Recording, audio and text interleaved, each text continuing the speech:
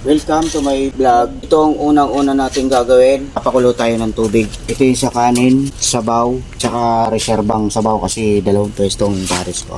Ngayon, dadalhin ko naman kayo sa palengke para ituro ko sa inyo paano ang pagluluto ng tunay na wala stick na pares. Bye!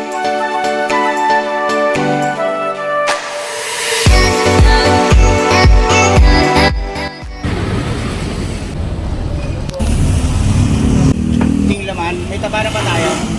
Ito naman tayo sa gulayan. Tara!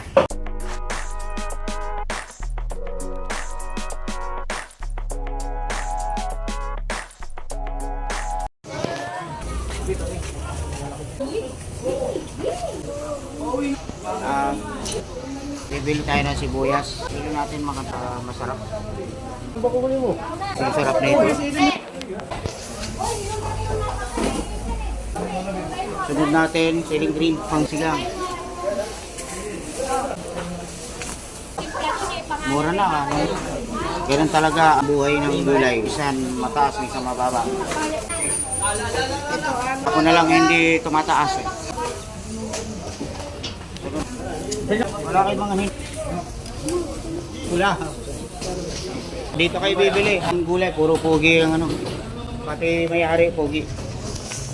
Sunod natin, celery.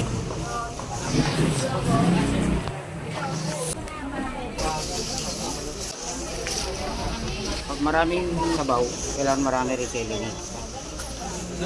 Sunod natin, luya. Kailangan walang uod. Tulad nito. Ito.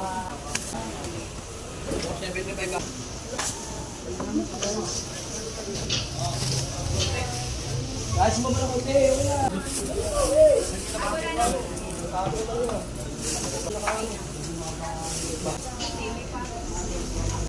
Ibo ko siya po. Kano ka mati siya?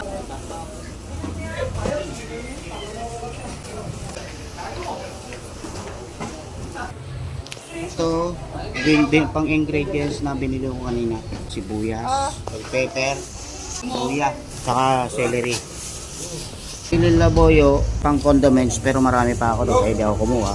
Hindi na ako kumuha ng bawang dahil marami ako sa bahay. Tingnan natin yung karne ha mga kapares.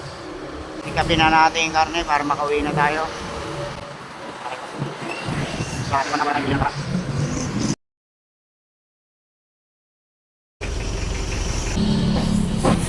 Yan na po yung karne. Okay, uwi pa lang kami.